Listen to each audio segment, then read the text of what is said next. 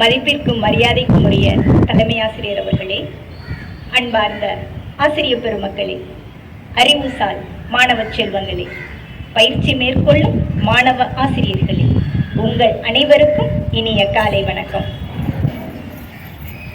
ஒரு சிறிய கதை, உங்கள் அனைவருக்கும் தெரிந்த கதை. ராபர்ட் ப்ரூஸ் என்ற மன்னன் இருந்தான். அவன் ஒரு முறை போரில் தோற்று போனான். தோற்ற மன்னன் நாட்டினை விட்டு வெளியேறி காட்டில் ஒரு குகையில் மறைந்து வாழ்ந்தான். அப்பொழுது அங்கே ஒரு சிலந்தி பூச்சி வலை பின்னிக் கொண்டிருக்கிறது. அதை பார்க்கின்றான்.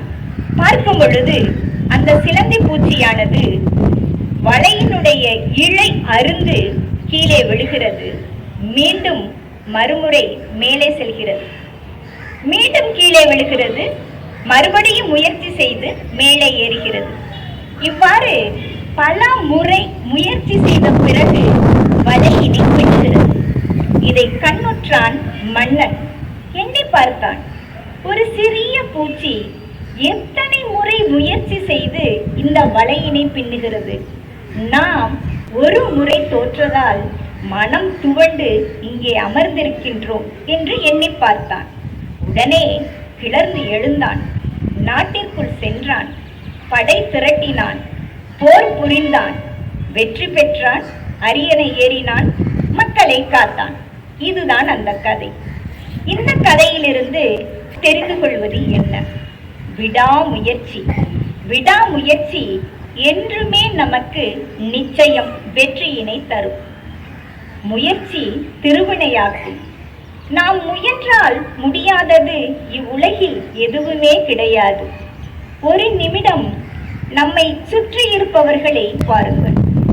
வெற்றி பெற்றவர்கள் யார்?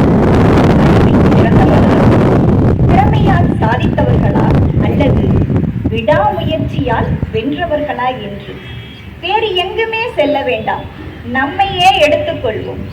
பிறக்கும் பொழுது குழந்தையாக பிறந்தோம். அடுத்து தவழ்ந்தோம்.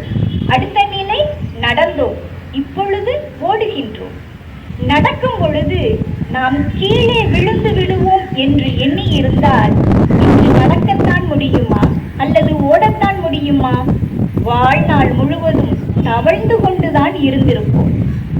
இதே போல எத்தனை எத்தனை எண்ணிலடங்கா சாதனைகள் நம் முன்னே. நம் மண்ணின் மைந்தன் அப்துல் கலாம் ஐயா அவர்கள் ஆரியப்பட்டா தோல்வியினால் கற்ற பாடம் அக்னியில் அவருக்கு வெற்றியை தந்தது. அதே போலவே ஒரு நாளைக்கு 5 பக்கங்களாவது குறைந்தபட்சம் எழுத வேண்டும் என்ற விடாமுயற்சி உலகின் தலை சிறந்த எழுத்தாளராக பெர்னாட் ஷாவை உருவாக்கியது. எனவே அன்பான மாணவ செல்வங்களே, நீங்கள் அனைவரும் விடாமுயற்சியோடு தொடர்ந்து பயிற்சி செய்து வெற்றி காண முயலுங்கள்.